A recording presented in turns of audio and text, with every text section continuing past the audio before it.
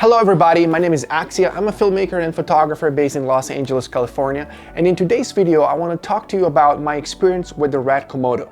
In the past weeks, I was able to shoot quite a bit with the Komodo, and I think I'm ready to give you my honest and unbiased opinion about it. A few weeks ago, I took a trip with my wife in Aspen just to relax a little bit. And we brought the RED Komodo with us, and we shot a little bit of a cinematic sequence that I put out on YouTube, which is called The Rise of Fall.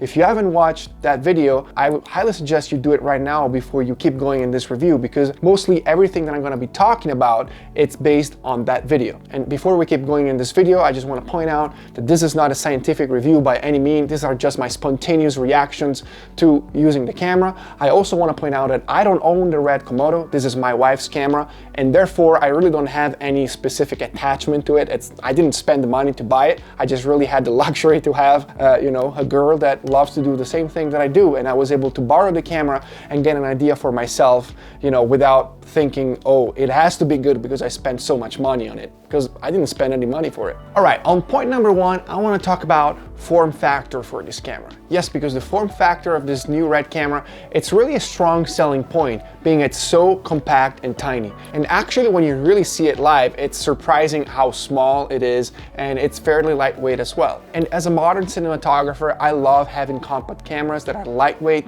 and that you can really go everywhere with them. And the Komodo really pushes the limits in terms of how much power and amazing images you can get in such a small form factor. And I gotta say that after thinking about it, I believe that the RED Komodo has the best form factor ever so far, in my opinion, for cinema cameras, because it's heavy just enough so that your handheld shots are not, shaky. But also, what was very interesting and kind of brought me back to the old Sony mirrorless days was that, I was able to keep my hands together very close to each other, and that helped a lot to take, some very creative, Dutch angle and dull in shots, just, handhelding the camera. Because when you have your hands so close together, you can then stabilize the shots by tucking your elbows into your rib cage, and that can help to stabilize the shots handheld that way without using any stabilizer. Contrarily, the Blackmagic Pocket 4K, which is the other camera that I use all the time, because it's so large, I really can't do a lot with it, handheld, because I feel like it's so shaky, and the center of gravity, it's not as, narrow as it is on the RED Komodo. So I would say that the RED Komodo form factor made me really want to keep shooting handheld more and more as much as possible, because it feels so good in your hands. But on the other hand, its form factor, it's also perfect for gimbal work. In fact, I was able to balance it on my Moza Air 2, which at this point it's quite an old gimbal, and I was able to get very smooth shots with minimal effort of balancing. On my Blackmagic instead, whenever I try to balance it on the gimbal, because of its odd wide shape, it's very hard to balance on the gimbal, and sometimes it just makes me want to quit before I even start. On the second point for this review, I want to bring up the menu system and the usability of the camera, because I think that plays a huge part, especially when you're doing something really fast-paced and run and gun like the shoot that I did with my wife during our vacations. So I gotta say that for the first time ever, I used a RED camera and I didn't know what to expect from the menu system. And I gotta say that I was pleasantly surprised by the menu system. Never shot with a RED camera, but I was able to navigate the menus. They were very intuitive, and I understood pretty much everything about it. I wouldn't say the menu system is as good as the Blackmagic menu system, but it's very, very good. The LCD screen that is on top of the camera, I found it to be fairly bright, not super bright during the very bright sunny days. It worked pretty well. It's pretty intuitive. It's nice that you can do everything with a touch, although I will say that the touch screen isn't as smooth as, for example, an iPhone. It feels a little bit clunky, it doesn't feel as smooth and fast when you navigate through the menu. It's pretty good, although, from a $6,000 camera, I would have expected, that the kind of smoothness of an iPhone. A negative side that I found to the camera, it's the lack of custom buttons on the body of the camera itself. There are no custom buttons, and that was a little bit frustrating because, in a fast-paced scenario where, I have to take the shots pretty quickly, I like to check my exposure with zebra tools or false color, and I usually assign those tools to the custom buttons of my cameras. But with a Komodo, I couldn't do it because it has no custom buttons on the body. So I pretty much had to find a different solution for it, because, really going through the menu to enable false color and then go through the menu again to turn it off, it just was undoable. I will say that I really wish the Komodo had custom buttons to assign. It's really a bummer that it doesn't have that. On part number 3 of this review, I want to mention audio. It's going to be pretty briefly because there's not much to say about it. Because the RED KOMODO, it does have audio inputs and audio controls, although it does only have a 3.5mm jack input, which is quite insufficient and doesn't sound that well. And you know, for a $6,000 plus camera, I really think they could have done a better job, because me as a filmmaker, as a narrative filmmaker than I am, audio is just as important as video, and I really like to capture great audio when I'm filming so I don't have to do any post synchronization. And with the Komodo, I just couldn't do it because, you know, it doesn't have the inputs, it doesn't have the controls for it. And you know, at that price point, there are other cameras like the Blackmagic Pocket series that have decent preamps, or I believe the new Canon C70 might have very good preamps. So, you know, based on your workflow and based if you need good audio or not, the Komodo might be or not be the camera for you. All right, so speaking of the last point, I want to talk about overall image quality and codec and everything that has to do with the image that the camera outputs. This is, you know, the core part of this review. So I want to start off by saying that the RED KOMODO has a beautiful image. It looks very, very well. I was very pleasantly surprised on how the camera performs. I think the most visible thing right away coming from the Blackmagic Pocket series of cameras is that the dynamic range is amazing. It looks like that gamma never ends. It was very hard for me to overexpose the sky, because the sky would never overexpose. You usually have to do quite compromises, decide what to expose for, but with the Komodo, I just always had that latitude in the highlights that was just very nice to have. I also have to say that I feel like the highlight roll-off, it's super smooth even in a bright sunny day, and that's very nice. That really makes this camera look like a powerful cinema camera in a very small and compact form factor. I also have to say that I, for the first time, had to play around with the RED RAW files, R3D files, and those files were great. I mean, they play back super smoothly. I loved all the functions that they have in post, how much you can change the image in post, but I really saw the potential of this codec just by moving around the ISO, changing the highlight roll-off options.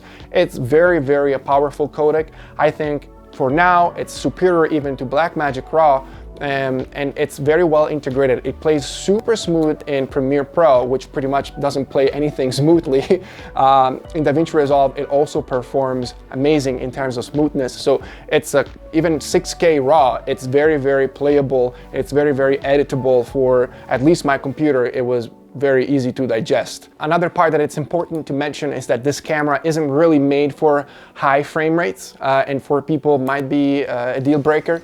For me, not really, because I don't like to shoot very high frame rates, but the Komodo shoots 6K, full res, full sensor, up to 40 frames per second, and then you scale down to 5K to obtain 48 frames per second, and then 4K to obtain 60 frames per second, and then lastly 2K to go up to 120 frames per second. This is something to consider based on your shooting style. I like to shoot a lot of narrative stuff, and I like slow motion, but I don't love super slow motion, because I don't know, I think it's just boring and it's been overdone and it's just not really appealing to me anymore. It's also important to mention that every time you go higher with the frame rates, you also crop on the sensor. So if you are, you know, filming something at 6K and then you want to film something in 2K, well, the crop, it's going to be massive. That's something that's going to be mitigated by the fact that speed boosters are going to be available for the Komodo very soon. So you're probably going to be able to get, you know, a much more usable higher frame rates option, because the 6K is pretty much going to become full frame with the speed booster, and then all the other modes with the higher frame rates are going to feel wider. But to me, honestly, as a cinematographer and aspiring colorist, one of the most important parts whenever I use a camera, it's how they respond when I bring the footage into DaVinci Resolve. And I have to say that once I brought the footage in DaVinci Resolve, I was able to appreciate the color science of the camera, which looks amazing. I was pleasantly surprised by the RED color science. I've read lots of good things, I've heard a lot of bad things, and my take is that the RED color science is amazing. I think it's even better than the color science of the Blackmagic Pocket cameras, especially the skin tones, they're always perfect. I think the Blackmagic skin tones are great, but because of the IR pollution, you always get a lot of red in the skin, which is hard to take out of the image. So I was really pleased by the color science of RED using the IPP2 pipeline processing image, and I thought the skin tones were just spot on. Once I got rid of the log and I added a little bit of saturation without adding any creative, grade to it, just by looking at what the camera gave to me, I could tell that the color science of the camera, it's just very good, which is important for people that are not too much into color grading. But I love color grading. So once I started to color grade the footage, I found some stuff that I wasn't really crazy about. So this is where the review becomes a little bit weird. So pretty much when I started to color grade that video, the rise or fall that I was talking to you about before, I experienced something very weird that I never experienced with any camera. I love to color grade using color keys, color qualifications, just to be able to isolate specific colors and treat them separately from the image.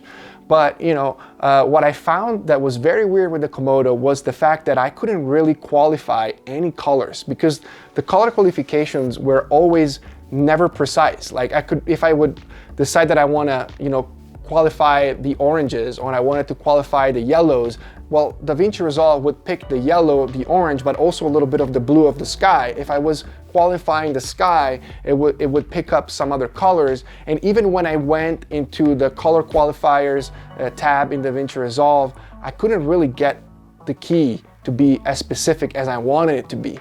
And this is very weird, because technically this camera shoots raw, 16-bit raw, so you should be able really to do crazy things in post. And once I figured out that I was not able to pull any color qualifications, I just had to sit down, take a deep breath, and rethink all my color process. And at the end of the day, I was super pleased with the colors. They came out greatly.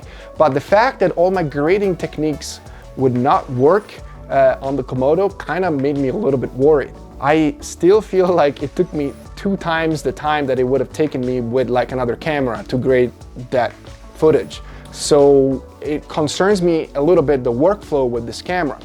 Also, another thing that it's a little bit weird that I noticed is that every minor tweak that I would do to the color curves or like the color wheels would make the image very different. And for someone like me who still grades using, just the mouse and the keyboard, it really was very hard to, make subtle adjustment to the image. I really feel like this RED footage is supposed to be color graded with one of those DaVinci Resolve color stations where you can really dial everything super smoothly and go with very small increments. But, in my opinion, color grading that RED footage just with mouse and keyboard was very challenging, because anything I would do in DaVinci Resolve would affect the image a lot more, and it made my experience very hard. Maybe I just need to learn how to grade RED footage at the end of the day and live with the fact that it grades in a different way than other cameras. Alright, so in the last point of this review, I want to talk about who is this camera for and what are the pros and cons when buying the RED Komodo. I believe the RED Komodo is the perfect camera for anybody that wants to join the RED ecosystem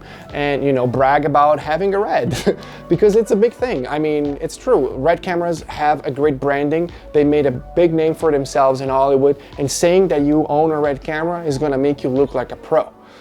So, big plus there. It's like owning an iPhone rather than, a cheap Android. Maybe the Android does the same thing of the iPhone, but, the branding of Apple is much superior. What you should also consider is that there's a lot of other cameras in the market at a similar price point that have a great image and that offer a little bit more. They offer higher frame rates, they offer great integrated audio solutions. And depending on what type of shooter, the RED Komodo might not be the best bang for your buck.